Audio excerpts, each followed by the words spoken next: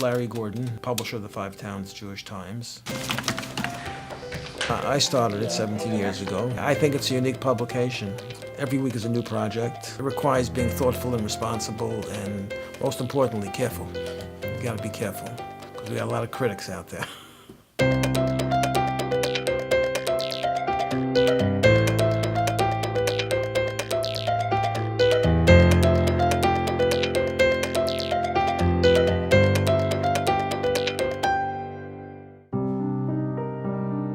2017 is going to be 50 years since the Six-Day War. So you're talking about a half a century since Israel liberated these territories from Jordanian occupation. It was a pioneering effort back then.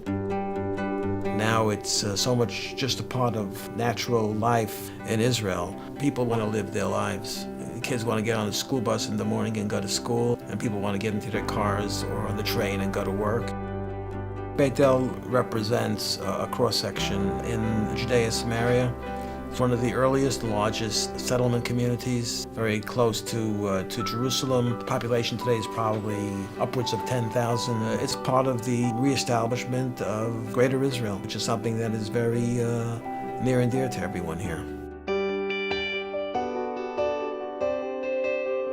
Aretz Sheva is a great journalistic source of breaking news, of background news. I probably click on it, I don't know, probably 10 times a day, and it provides a very important counterbalance. The news and the editorials that are very critical of the communities in Judea and Samaria.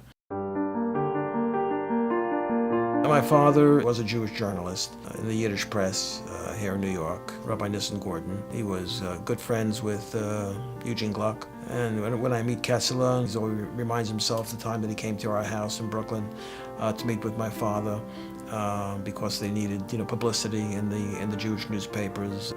My father was a lover of Israel.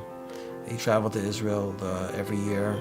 Someone took him to the roof of a high school building in Yerushalayim. And if you stood at a certain angle and leaned out the window, I think someone held onto your waist, you were able to see that part of the Har HaBayis. And he was very excited about that.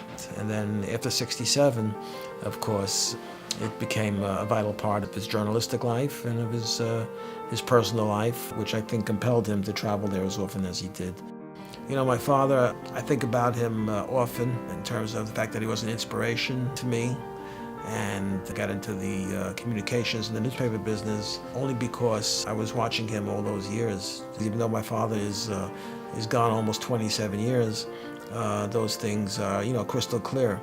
For me, doing something like this in his memory kind of fortifies and brings that connection alive, which is a byproduct, I think, of what we're doing here tonight.